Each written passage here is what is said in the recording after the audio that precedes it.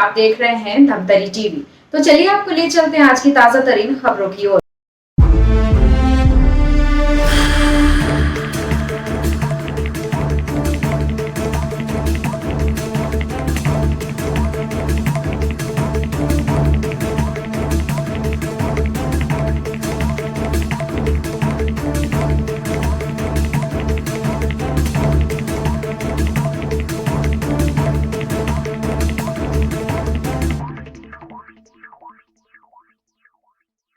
जिला अस्पताल में है बगुलों का आतंक।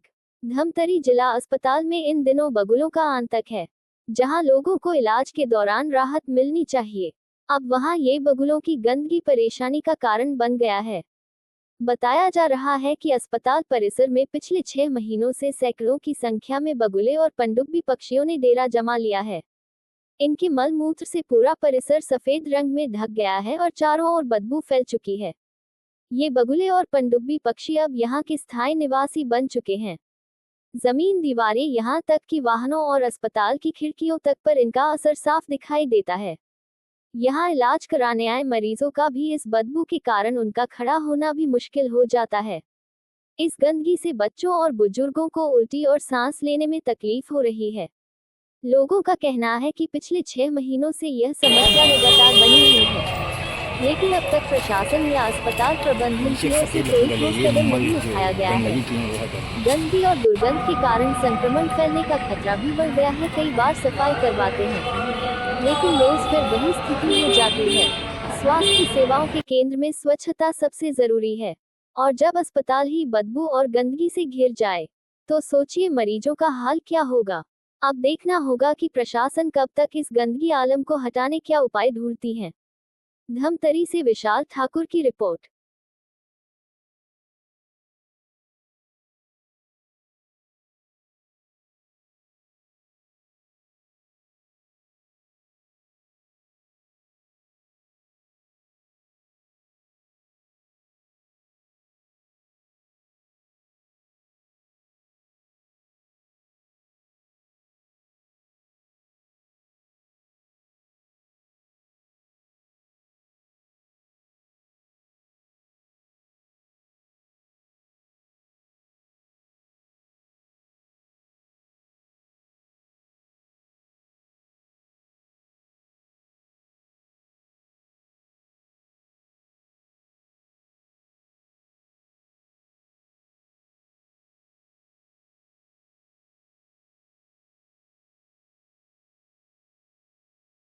मैं अभी इलाज कराने के लिए आया था, तो देखा कि पिछले 6 महीने पहले, 4 महीने पहले और आया था मैं।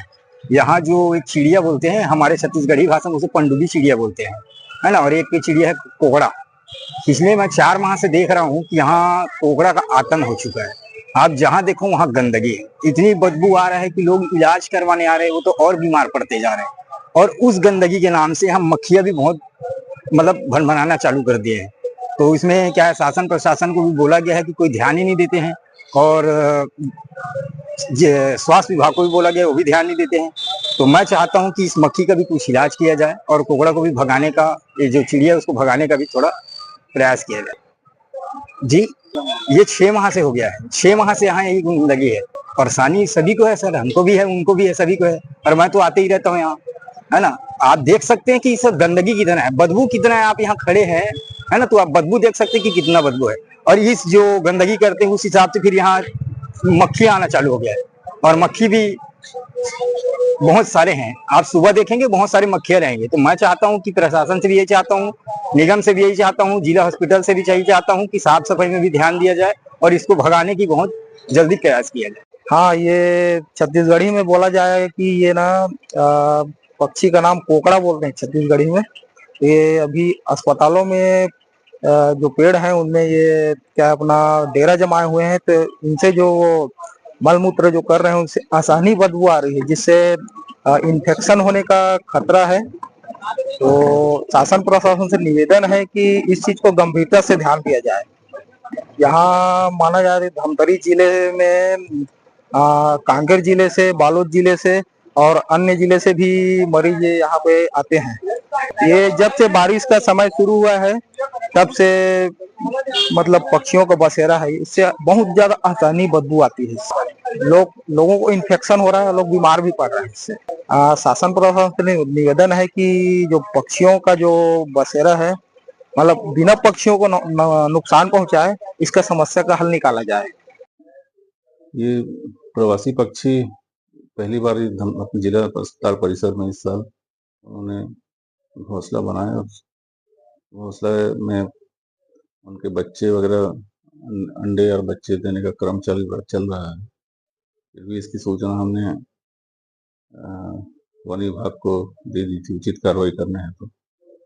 और अस्पताल की गंदगी हो रही है तो बात सही है। अगले वर्ष इसके लिए विशेष एहतियात हम बरतेंगे कि दोबारा से घोंसला वगैरह न बनाए, या पेड़ों की कटाई छटाई करनी हो तो उस संबंध में आवश्यक कार्रवाई की जाएगी। में तो अभी हमने दे दिया है वन विभाग को। अब इस संबंध में लगातार पत्राचार उनसे किया जा रहा है और टेलीफोनिक संपर्क किया जा रहा है, क्योंकि वो संरक्षित प्रजाति के पक्षी शायद हैं वो वन विभाग के लिए, वन जीव संरक्षण अधिनियम 1972 के, तो उन पे सीधे हम अपने स्तर पर कार्रवाई नहीं कर सकते। इसको वन विभाग को ही नियमानुसार कार्रवाई कर सकता है। बीमारी तो खैर हो सकती है, क्योंकि बर्ड फ्लू और कोरोना जैसी महामारी भी इन पक्षियों के माध्यम से वायरस का ट्रांसमिशन होता है, लेकिन अभी ऐसा कुछ हमको कोई रिपोर्ट, कोई जानकारी इस संबंध में कोई नहीं मिली है। थी अब तक की तमाम छोटी बड़ी और खास खबरें, और अब वक्त हो चुका है एक छोटे से ब्रेक का। तब तक के लिए खबरों में बने रहने के लिए देखते रहिए धमतरी टीवी।